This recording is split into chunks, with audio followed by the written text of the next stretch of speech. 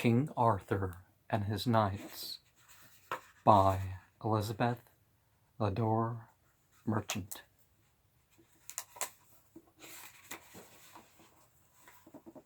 Chapter 1. The Two Dragons.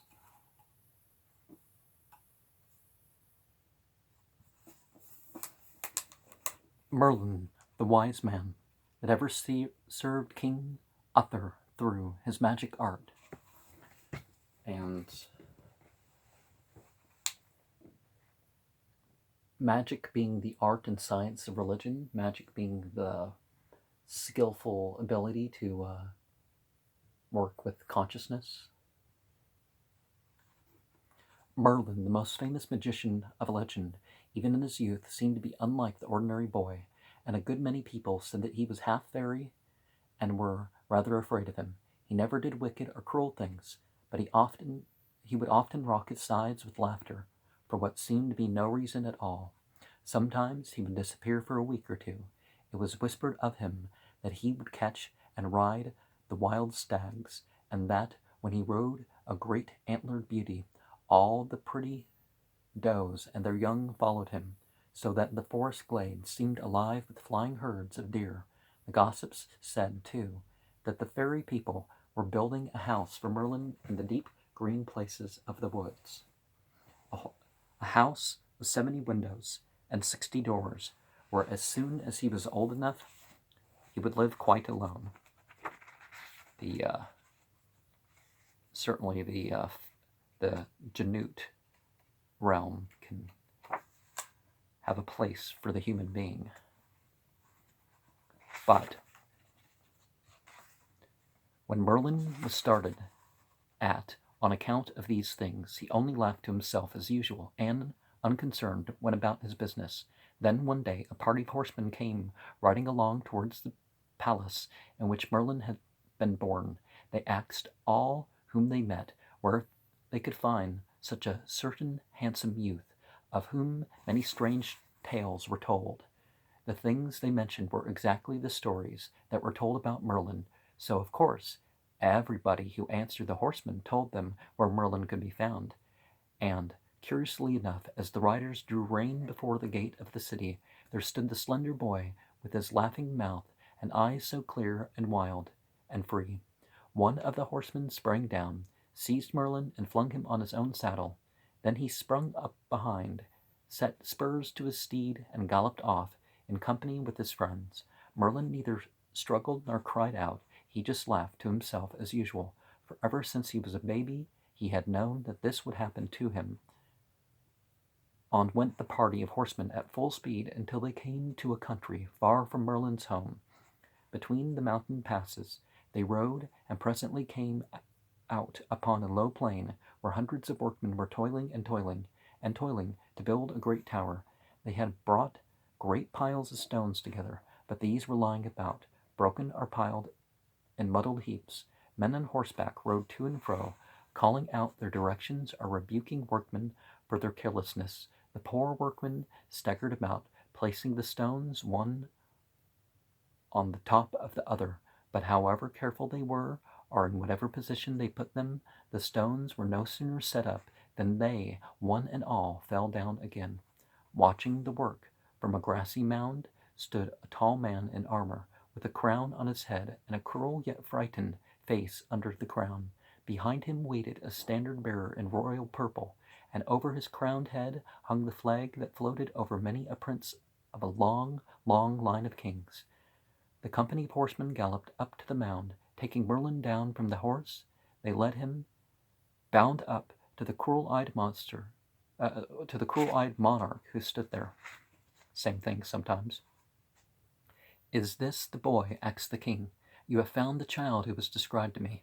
"Yes, sir," answered the rider who had first seized Merlin. "We found him and brought him to you." The king looked steadily and fiercely at Merlin, who smiled back pleasantly, not at all afraid. "You laugh, child," said the king, with a heavy frown. "You do not know your fate. Do you see those stones, and that place where men have built the foundations of a great tower?" Merlin nodded. He looked around to the heaps of unused stones, so many of which were broken and spoiled. In that tower, went on the king, I mean to find a safe refuge from the terrible enemies who swarm all sides of my country. These foes will assuredly ride one day over the mountains, and, unless I provide a safe retreat, will conquer my kingdom and kill me. Only a strong tower can be my haven, but although I have tried for many months to build it, no sooner are the stones set up than they all fall down again. I am not at all surprised to hear it, said Merlin, apparently little interested in what the king was saying. Wait, growled the king, like angry thunder. You will soon be less unconcerned. I was told by a magician that only the blood of a youth, of whom it was said he was half a fairy, could give firmness to the foundations of the tower. You, I understand, are that unhappy child. My tower I must have, though your blood be spilt in order to build it. Even this cruel king looked unhappy, as well as alarmed, as he spoke. But in spite of all his sorrow and fear, he was quite determined to kill Merlin so that he could go on building his tower. And when taboos or geishas have been put upon people, you definitely see some extremes like that prop up. Even this cruel king looked unhappy as well as alarmed as he spoke, but in spite of all his sorrow and fear, he was quite determined to kill Merlin so that he could go on building his tower. Merlin laughed, bowed, and sat down on the grass of the mound, right under the royal purple flag that was held by a royal standard-bearer. Indeed, said he, but even my blood, great king, will not help you build a tower on the top of a lake of water. The king frowned with a particular perplexity, and stared at the boy, who was said to be half a fairy. Lake of water? What do you mean? He demanded. There's no lake here, nothing but solid, red-browned earth. Set your workmen to dig around the foundations of your unfinished, tumbling-down tower, and you will soon see for yourself, laughed Merlin, rocking himself to and fro, with his hands clasped around his knees. The king, whose name was Vortigern, was so amazed that he actually did as the strange mocking boy told him.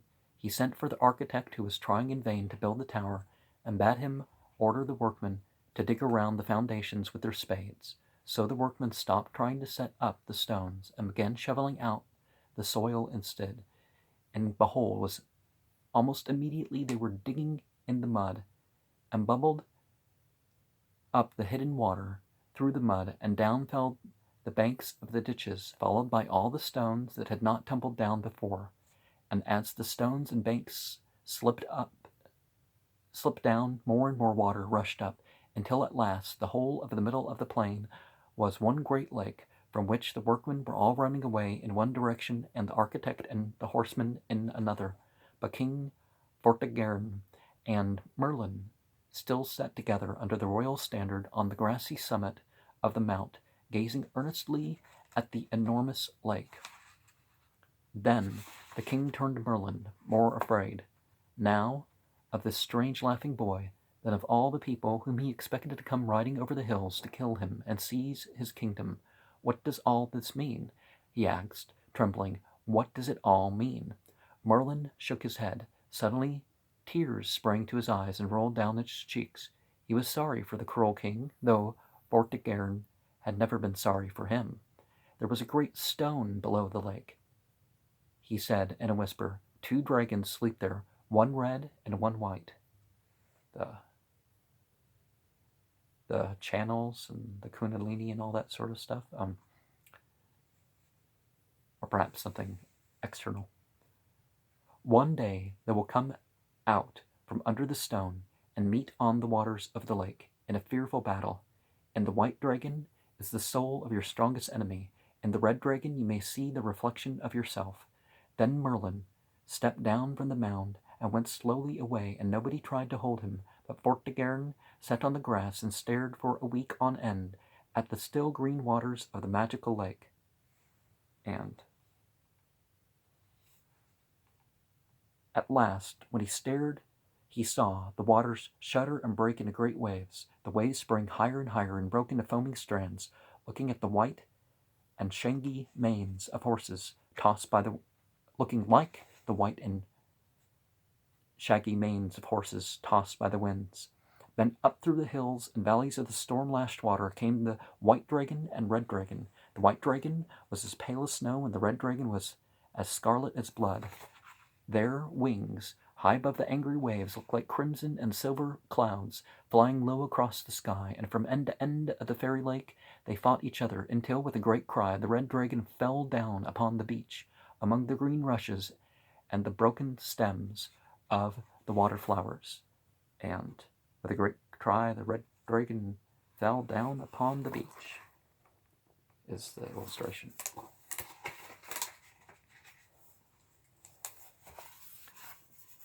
Vortigern rose and fled, but he thought he heard the voice of the fairy boy echoing all around about him as he went. In the white dragon is the soul of your strongest enemy. In the red dragon you may see the reflection of yourself. So intellectual versus passions, I guess. The king arrived at his palace, quaking with fear, but lo, his courtiers came running to tell him that the lake had sunk back deep into the earth, and that now the workmen were building his tower as fast as ever they could. So Vortigern began his old cruel wicked ways once more, and then as soon as the tower was finished he shut himself up in it for safety. But at night, very often, he woke up panting with terror, for in his dreams he had seen again the mighty battle between the white dragon and the red dragon. You know, we can merge the sides of our consciousness,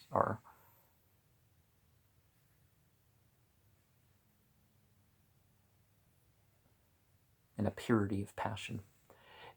As he is feared, one day his strongest enemy came over the hills with a great army, for Vortigern's people, racked with their king's wickedness and cruelty, had sent out a pitiful cry for help. The king, who rode over the hills, was great and good, and rescued the unhappy people, and then went to the big tower and bade Vortigern come out. There was no answer from inside, and the soldiers set fire to the tower, and it blazed fiercely for days and days, until at last the walls were all burnt away. Nothing was left but a heap of ruins lying at the very spot where the red dragon had fallen dead after the great flight with the white dragon on the lake. Vortigern had been shut up in the tower all this time, so that it had happened that he was killed by the great king, just as the red dragon had been killed by the white. But nobody could be sorry for what he had been cruel, for he had been cruel to everyone, and would have willingly slain Merlin to save his own wicked life, or because he didn't consider whether or not there was another option. So the good king reigned over the kingdom in his place, and was called Uther Pendragon. The reasons for this name and some of the things that Uther did you will read about in another story.